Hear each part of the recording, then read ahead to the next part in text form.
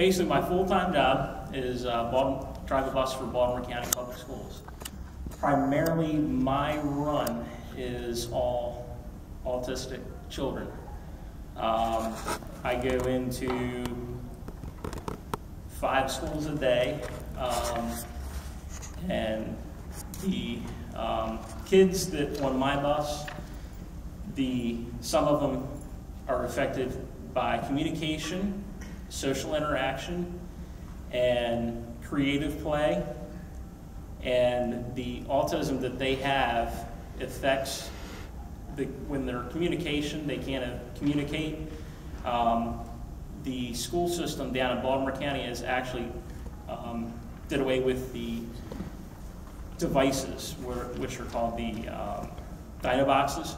They're now moving on to iPads and iPods. As a matter of fact, they have asked me to head up a group down there with getting the iPads and the iPods set up with a communication feature on them, which is tap to talk, and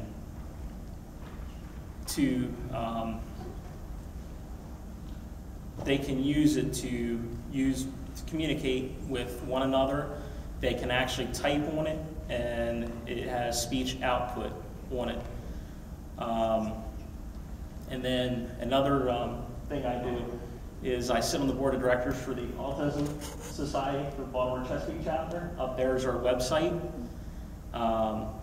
We have monthly support group meetings, first Thursday of every month at 7 o'clock down at Mount Washington Pediatric Hospital in Baltimore. And if any of you guys are looking to get into the autism or special education teaching, I recommend you guys go to Towson University, because they actually have a well-known autism program down there at the Towson University. They also come to our meetings. They help out with a couple of our monthly socials. Our monthly socials, we usually go to a couple different places, and we usually gear the socials towards the people with kids with autism and people with autism. And we get a lot of good response from the socials, because there's not very much they can do out there with their children in the community during any regular time, because sometimes the kids will have issues adapting to the amount of people in the community or the amount of people in public. I know April 7th, Sunday, O's are having, actually the Orioles are having a thing down at Cannon Yards for autism, and everybody down there that day is primarily going to be in one group or form. They're either going to have a family member on the autism spectrum, or they're going to be on the autism spectrum themselves. And I know one of the people that is throwing out the first pitch, let's see if this picture will come up on here, but the one boy is throwing out the first pitch. He has autism. He is nonverbal, and he's throwing out the first pitch on Sunday for the O's game. And to give you guys a little insight of how it was in school for me, I excelled in the math was the hardest. I'd say English, reading and writing were and public speaking were the greatest that I excelled in. Math was my weakest. But I know in school there was like a lot of times where I didn't get something, and the teacher would tell me, you can do it, you can do it, you can do it. And as long as you push through it, you can do it.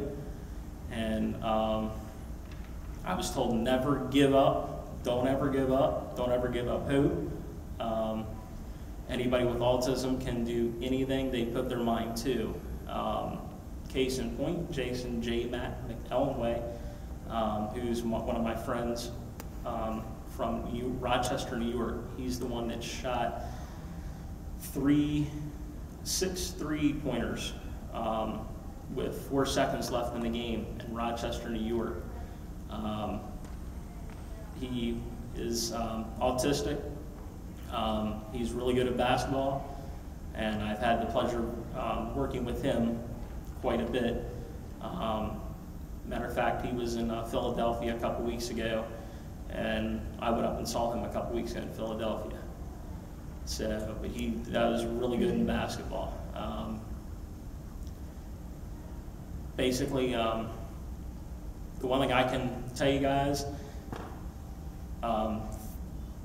anytime you see somebody with autism, think about how they, would feel if they, don't, because they're saying it's 1 in 50 now with autism, and that's getting larger and larger now. And with the 1 in 50, a lot of people are like, whoa, that's a lot more than what we had before. And people are just completely shocked about it. They don't know what's causing it.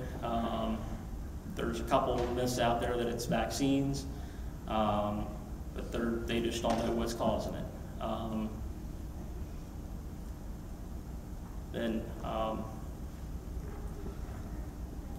The other things I wanted to point out is they say that kids with autism have they're more likely to get picked on than somebody without it.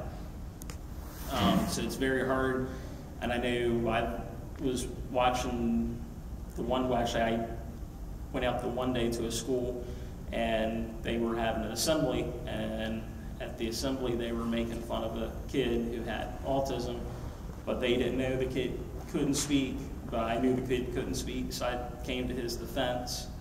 Matter of fact, this was down at South Carroll High School that it happened.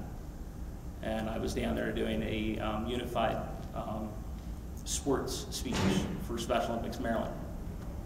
As I do Special Olympics coaching for Special Olympics Maryland, I do pretty much just about anything to support kids with special needs. Do you guys have any questions? All right, no questions. I'm going to bring up Cody.